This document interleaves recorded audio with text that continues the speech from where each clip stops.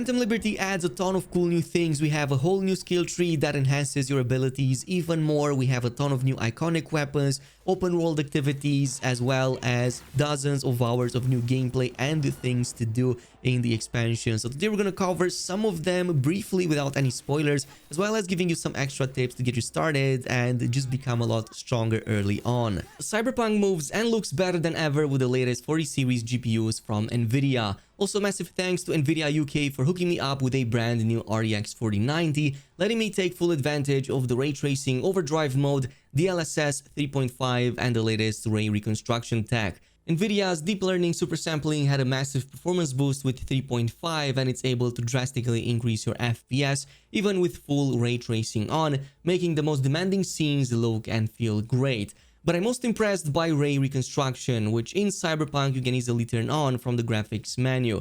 This lets you improve ray traced image quality to insane new levels, so much so that you can clearly see all the text and graphic details from the moving billboards in the puddles below. Ray tracing also makes your game more realistic than ever with the latest Overdrive mode, which brings direct illumination for every scene. So you can have thousands upon thousands of objects emitting ray traced lights, which the game fully renders, from neon signs to LED billboards, to accurately cast those colors over the entire scene, just like in real life. So totally check out the latest Nvidia RTX powered GPUs using my links down below. Get the massive boost in quality and performance that you deserve. And I'll give another huge thanks to Nvidia for being the sponsors of this video.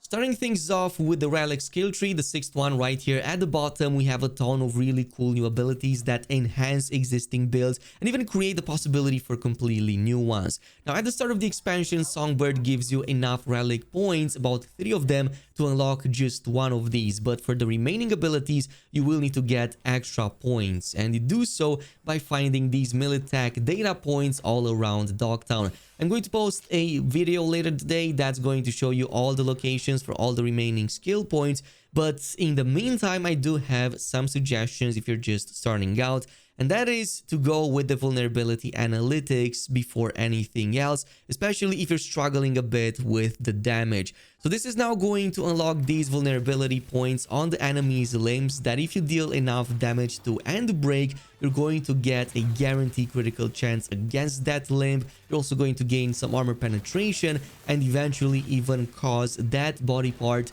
to explode in an EMP blast that will also deal damage to nearby enemies. It's actually really strong, and you can bring it to a level beyond if you also go with one more point into machine learning after this. So this is going to increase the frequency of these vulnerabilities appearing on targets, 10% and 5% critical damage for each one that you break, stacking all the way up to 5 times. Now, if you manage to stack this up to 5 times, you're going to then double all of these effects. So in total, that means 100% extra frequency plus 50% critical damage against these vulnerabilities, which is going to enhance your damage even more. Now, you can also go with the Jailbreak as a first ability. I'm not going to break these all down in this video, as I'm going to do that a bit later, but Jailbreak works best if you focus more on ARM cyberware like the Mantis Blades, Gorilla Arms, the launch system, or the Monowire. They all kind of gain new effects, mostly in the overcharge category. So as you use them more, they will start overcharging and then gain new benefits. For example, Mantis Blades gains a massive 30-meter leap, which is much longer than its default one. Also, if you go with Gorilla Arms, you gain this very powerful kind of hit that slows down time a little bit and then just one-shots enemies. Plus, these can be upgraded with a shockwave effect, for example, if you go with the limiter removal. But my favorite is the Monowire, because this gains the ability to have its own quick hack slot, and this adds a whole new dimension to Netrunner builds. This is going to make them a lot more powerful. So you can access this new quick hack menu right here from the arms if you have the Monowire installed, and you're going to be able to add control cyberware in it to apply that effect by just charging a heavy attack with the Monowire. So this can be a cripple movement, weapon glitch, reboot optics, even like cyber malfunction. All of these can be slotted here and gain the full effect and benefit from it. Like for example, cripple movement would be the best because you also disable enemy movement, they can't run away, plus you gain extra melee damage against them. And this applies automatically as you apply that cyberware, so it's very good to have.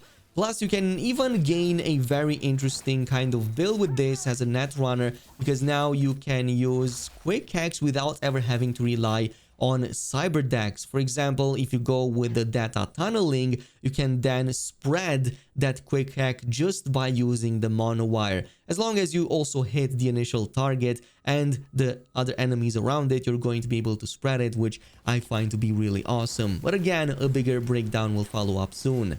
Speaking of Dogtown, at number 2, you can actually get all the missable iconic legendaries in 2.0 that were mostly reserved to finishing the main story again. So as soon as you hit the stadium and reach this area with the vendors, go ahead and pay attention to the first one right here, the one with the flamethrowers on the arms. So you can get that Nihan knife we talked about, also Sasquatch's hammer. You can also get the errata in case you missed it. This is the thermal katana, plus a bunch of other iconic weapon and blueprints that you can immediately craft, even the order and some other stuff in here that you might have missed from the main story. Also, make absolutely sure to talk with these two NPCs in the same location. You might have recognized their names, but if you talk to them and open up their inventory, you're going to notice that they sell some of these very nice shards, skill shards for pretty much all of the skill categories. So if you needed a bit more extra, you can get them relatively easily and gain some extra benefits if you didn't fully progress with your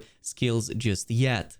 But Phantom Liberty also launches with a ton of new cosmetic gear, and you can achieve some really impressive looking outfits. And luckily, you already have 2 new clothing vendors right here in Dogtown. One right here at the stadium, where you can buy a ton of these awesome looking new helmets, also chest pieces, and pretty much any other inventory slot. But I especially like the military looking ones because they let you achieve some really crazy looking kind of setups and outfits. So you can see some of these examples right here on the screen, just a bunch of them that I was able to achieve, but there are many more. Like if you want to be a little bit more luxurious and have some really high-end looking stuff, you can definitely find them at these vendors and more.